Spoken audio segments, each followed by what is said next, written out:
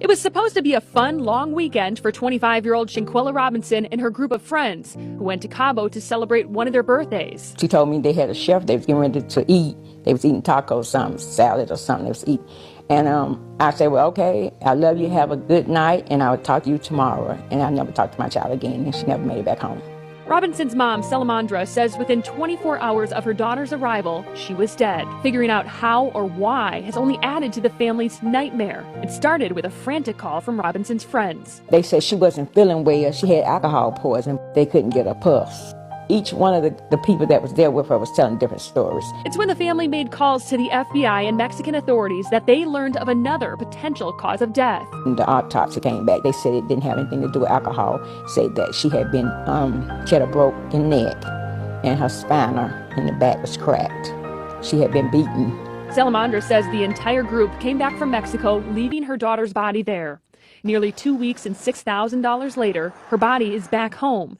But answers have been hard to come by. You know, I know that's not going to bring my child back, but I want something done about it. Queen City News has spoken with officials at the U.S. State Department in Mexico who refute the claim that Robinson was murdered, saying the police's initial indication is that there was no clear evidence of foul play. Here in Charlotte, her family refuses to believe their daughter's death was an accident, and they vow to find the truth of what happened that night in Cabo. No one told the same story, so I never believed them anyway. Queen City News obtained Robinson's death certificate, which lists a cause of death as severe spinal cord injury and atlas luxation, which is instability in the uppermost vertebrae.